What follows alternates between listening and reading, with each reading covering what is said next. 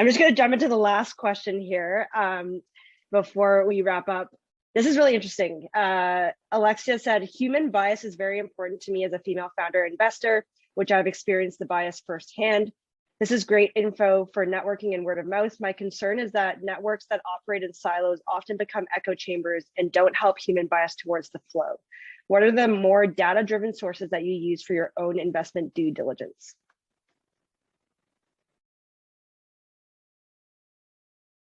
Well, I would say, I'll answer briefly, which is that I love where you're going with having there be data platforms on this, but because I necessarily am not looking at something that's organized, and I would love that because I have a data background.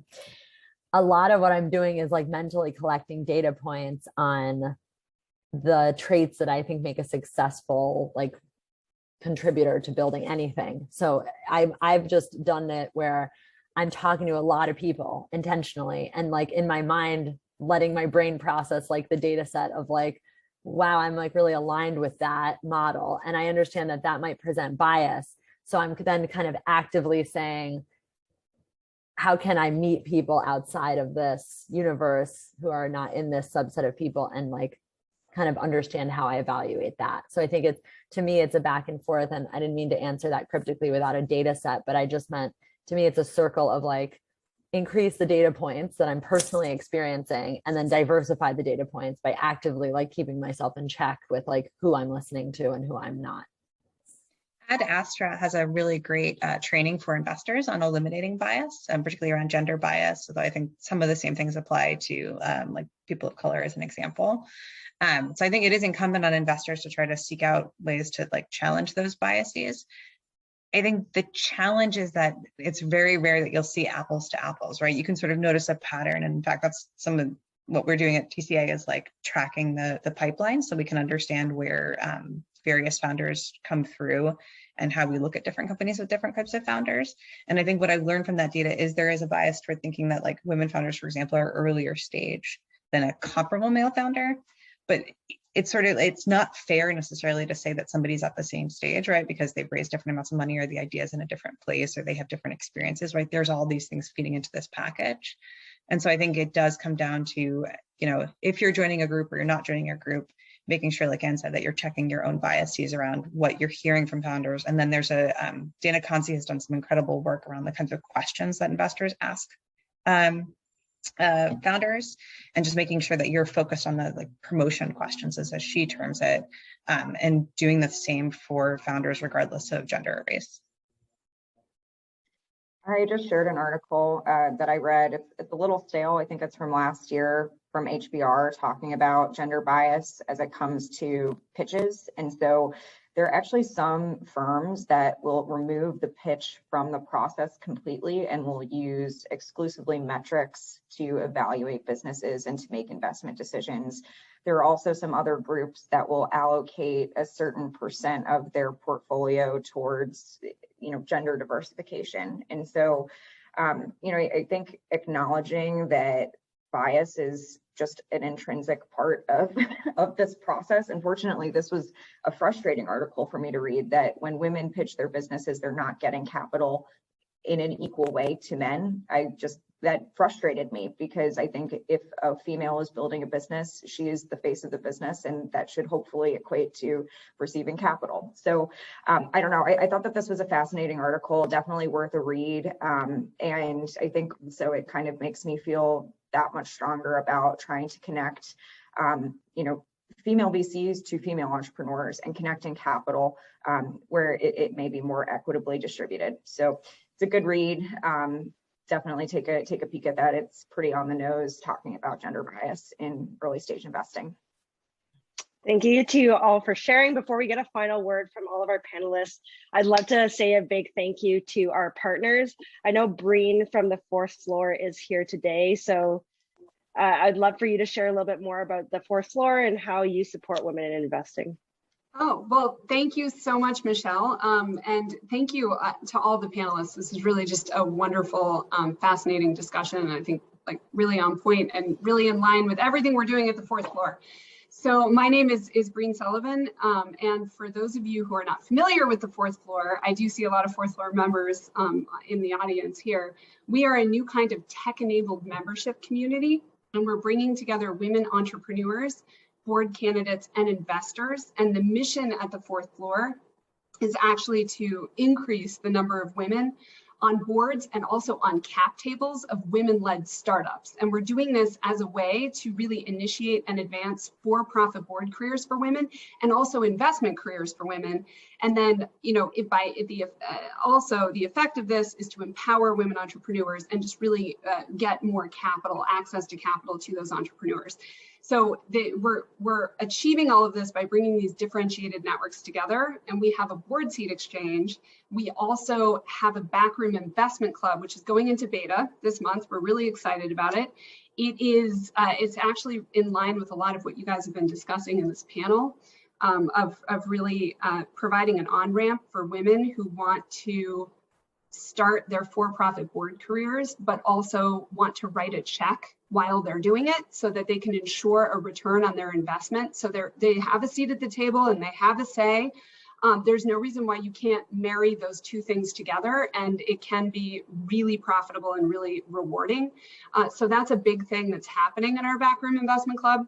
We're also welcoming funds. So women who are fund managers, who are professional investors, you're welcome as well. It's a virtuous circle. It's a value creation circle model.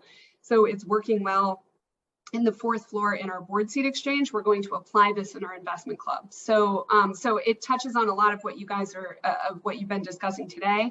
If you are not a member and you're interested, please consider applying. So I think my co-founder Kat is here. She's putting the links in the chat. Apply to join us if you're a founder, if you're someone who's interested in starting your for-profit board career or getting involved with angel investing in a very low stakes, extremely inexpensive way to do it, or if you're a professional investor and you want to test out this virtuous circle and see how it can benefit you in terms of access to deal flow and also potential LPs. So that's what I have to say. Thank you. Awesome. Thank you so much, Breen. I'm also part of the fourth floor. Love the founders are awesome. Breen and Kat are here today. So definitely check them out. We have another partner, Startout. Sarah, I don't know if you're here, but if you do want to come on, give me a shout. Otherwise, to the panelists, I would love for you all to just tell if you have any final words or how people can reach you. Sonia, if you want to go ahead. And if you want to share anything about Startout, that'd be great as well.